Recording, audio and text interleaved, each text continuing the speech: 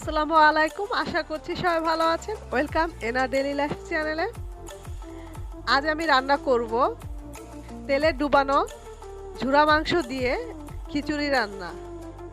তো এজন্য আমি এখানে কিছু গরুর মাংস নিয়েছি আর নিয়েছি গরুর মাংস যে চর্বিটা থাকে সেটা নিয়েছি। এটা দিয়ে আমি আজকে এই মাংসটা আ জাল করব। তো এজন্য আমি ফার্স্টে তেলের টুকরোগুলো দিয়ে দিলাম। মাংসের যে তেলটা থাকে সেটা দিলাম, মাংস দিলাম। আর এখানে মসলা বলতে আমি শুধু আ কিছু রসুন একটু ছেঁচে নিয়েছি। তো এখানে কিছু রসুন ছেঁচা দিলাম আর দিলাম কিছু হলুদের পাউডার। এই হলো গিয়ে মসলা। আর সামান্য লবণ দিয়ে দিচ্ছি। আর কোনো মসলা কিন্তু এখানে দেব না। তো এটা আমি ২-৩ দিন যাবত রান্না করব। সকালে একবার আর বিকালে একবার চুলায় জাল করব। এরকম একটা সময় একদম ভাজা ভাজা হয়ে যাবে।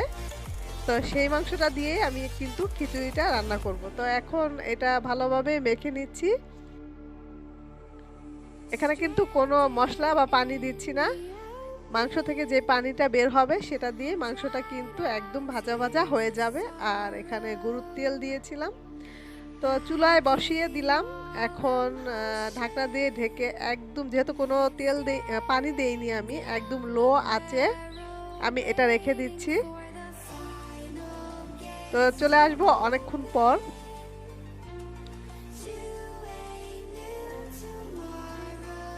এর মাঝে কিন্তু আমি দুবার নেড়ে দিয়েছি। এই মাংস থেকে কিন্তু অনেকটা পানি বের হয়েছে। চুলার আঁচটা বাড়িয়ে দিলে কিন্তু পুড়ে যাবে।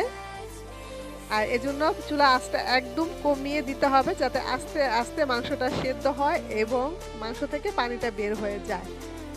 তো আমি খিচুড়ি যেদিন রান্না করব তার ৩ দিন আগেই এই প্রসেসিংটা করে নিচ্ছি।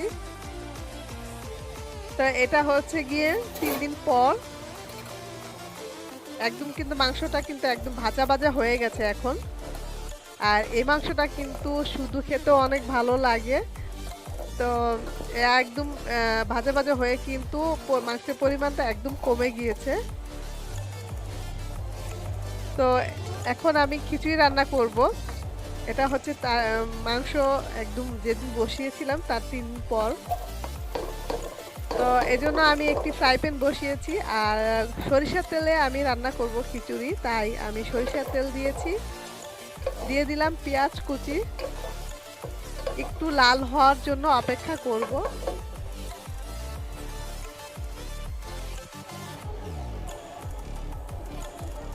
আর এই তো মাংসটা আমি কিন্তু একদম হাত দিয়ে ঝুরি ঝুরি করে নিয়েছি। আর এখানে সব মশলা আমি নিয়ে নিয়েছি একসাথে। তো ফার্স্টে দিয়ে দিলাম আদা রসুন পাউডার। এখানে আদা রসুন পেস্টটা দিয়ে দিচ্ছি আমি। মশলাটা যে যার ইচ্ছে অনুযায়ী দিলেই হবে, কম আর বেশি।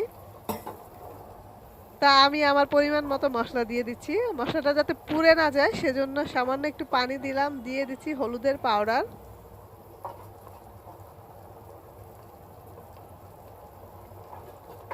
তো এখন দেব আমি মরিচের গুঁড়া, দিলাম ধনিয়ার গুঁড়া, আর দিচ্ছি জিরার গুঁড়া। এখন দিচ্ছি গরম মশলা পাউডার। এটা আমার ঘরে তৈরি করা। তো মশলাগুলো ভালোভাবে একটু কষিয়ে নেব।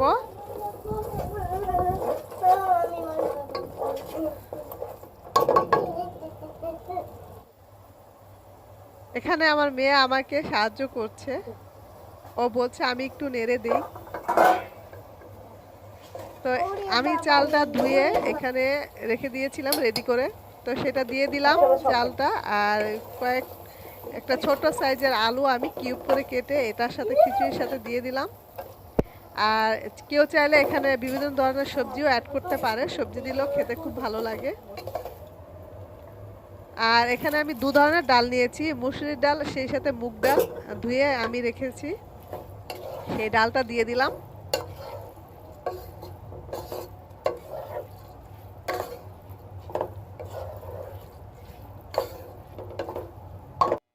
আর এখন আমি দিব কিছুটা বুটের ডাল। এটা আমি একটু সিদ্ধ করে নিয়েছি, হাফ সিদ্ধ করে নিয়েছি।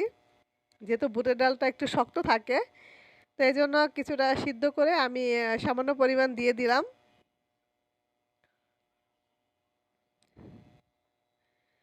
তো এভাবে কিছুক্ষণ কষাবো আমি। দিয়ে দিচ্ছি ঝরা মাংসটা, ঝুরি করা মাংস যেটা ছিল সেটা দিয়ে দিলাম।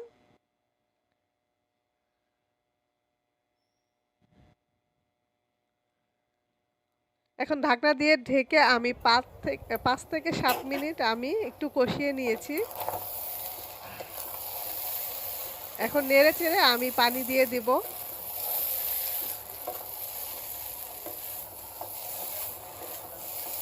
তো যারা আমার ভিডিওটি দেখছেন প্লিজ চ্যানেলটিকে সাবস্ক্রাইব করবেন এবং সেই সাথে পাশে থাকা বেল বাটনটিও ক্লিক করে দিবেন। আর পানি দিয়ে দিলাম। পানিতে আমি কোনো পরিমাণ দেইনি। যে পোলাও রান্না করলে আমি পানিটা মেপে দেই। কিন্তু এখানে খিচুড়িটার সময় আমি অনুমান করে দেই। যেহেতু একটু বেশি কম বেশি হলে সমস্যা নেই। একটু খিচুড়ি একটু নরম হলেও খেতে ভালো লাগে। তা বলক চলে এসেছে। তো এখন চুলার আঁচটা একটু কমিয়ে দেব। আর কমিয়ে আমি খিচুড়িটা রান্না করে নেব। তো এ পর্যায়ে আমি একটু ঘি দিয়ে দিচ্ছি। আর মোটামুটি হয়ে এসেছে খিচুড়িটা এখন। তো এটা আমি এখন দমে দিয়ে দিব। একটি তাওয়া বসিয়ে দিব এই ফ্রাই প্যানের নিচে।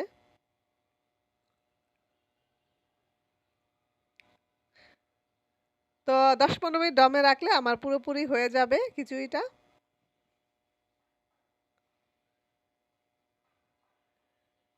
তো এখন আমার খিচুড়িটা কমপ্লিট হয়ে গেছে। আমি এটাকে নামিয়ে নিয়েছি। একদম ড্রাই হয়নি, শুকনা হয়নি, আবার একদম বেশি নরমও হয়নি। একদম একটু ভুনা, ভুনা করেছি আমি। তো একটা সার্ভিং ডিশে আমি এটা তুলে নিচ্ছি। যতটুকু খাবো আমি একদম দুবেলার জন্য রান্না করেছি। তো এখন আমি আর আমার মেয়ে খাবো। দুজনের জন্য তুলে নিলাম। তো একটু ডেকোরেশন করে নিলাম। দেখতে কিন্তু অনেক ভালো হয়েছে এবং খেতেও কিন্তু খিচুড়িটা অনেক মজা হয়েছিল।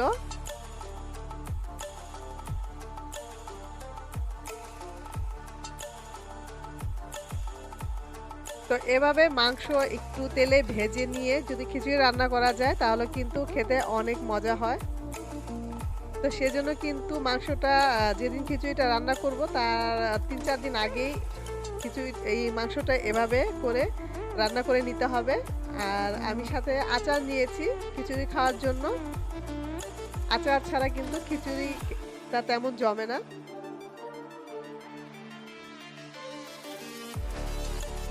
তা আমি আর আমার মেয়ে এখন খেতে বসেছি। আচার থাকলে কিন্তু লেবুটা লাগে না। আচারটা তো এমনিই টক। একটু ডেকোরেশনের জন্য আমি আর কি লেবুটা নিয়েছি।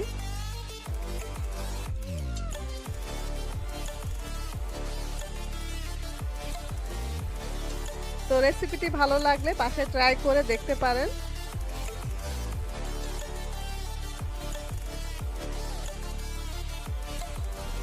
তো খিচুড়িটা খেতে অনেক মজা হয়েছিল। আমি আর আমার মেয়ে পেট ভরে খেয়েছি।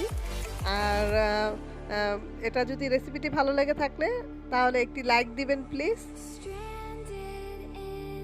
আর কমেন্ট করে জানাবেন কেমন লাগলো। তো আজকের মতো আমার ভিডিওটি এখানে শেষ করছি। সবাই ভালো থাকবেন। আল্লাহ হাফেজ।